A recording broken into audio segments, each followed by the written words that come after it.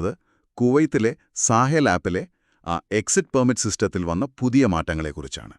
ഇത് 2025 ജൂണിലെ ഏറ്റവും പുതിയ വിവരങ്ങളാണ്. പ്രത്യേകിച്ച് അതായത് ആർട്ടിക്കിൾ 18 വിസയിലുള്ള സ്വകാര്യ മേഖലാ ജീവനക്കാർക്ക് ഇതെങ്ങനെയാണ് ബാധകമാവുന്നത് എന്ന് നമുക്കൊന്ന് നോക്കാം. അപ്പോൾ ശരി, കാര്യത്തിലേക്ക് കടക്കാമല്ലേ. ഏറ്റവും പ്രധാനപ്പെട്ട മാറ്റം ഇപ്പോൾ ഈ എക്സിറ്റ് പെർമിറ്റ് അത് സാഹെൽ ആപ്പിൽ വ്യക്തികൾക്കുള്ള ആപ്പിൽ പൂർണ്ണമായി ഇംഗ്ലീഷിൽ കിട്ടും. അത് വളരെ നല്ലൊരു കാര്യമാണ്. അതെ, ഫോണിന്റെ ഭാഷ മാറ്റേണ്ട കാര്യമൊന്നുമില്ല. ഇല്ല, ആപ്പ് സെറ്റിംഗ്സിൽ പോയിട്ട് ഇംഗ്ലീഷ് സെലക്ട് ചെയ്താൽ മതി. ഓക്കെ. ഇത് ശരിക്കും പറഞ്ഞാല് പ്രവാസികൾക്ക് കാര്യങ്ങൾ കുറച്ചുകൂടി എളുപ്പമാക്കും. ഭാഷ ഒരു പ്രശ്നമാവില്ലല്ലോ. ശരിയാണ്, അതൊരു വലിയ സൗകര്യം തന്നെ. ഇനി അപേക്ഷ കൊടുക്കേണ്ട ഒരു സമയപരിധിയുണ്ടല്ലോ, അതിനെക്കുറിച്ച് ചില നിർദ്ദേശങ്ങളുണ്ടെന്ന് കേട്ടു.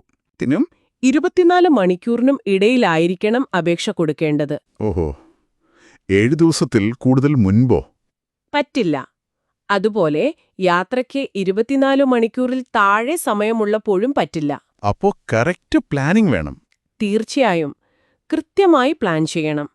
ഇത് കുവൈറ്റിലെ ആർട്ടിക്കിൾ 18 വിസയിലുള്ള എല്ലാ സ്വകാര്യ മേഖലാ പ്രവാസി ജീവനക്കാർക്കും നിർബന്ധവുമാണ്. അപ്പോ ഓർക്കേണ്ട കാര്യമാണ്. ഇനി ആലോചിക്കാവുന്നതാണ്,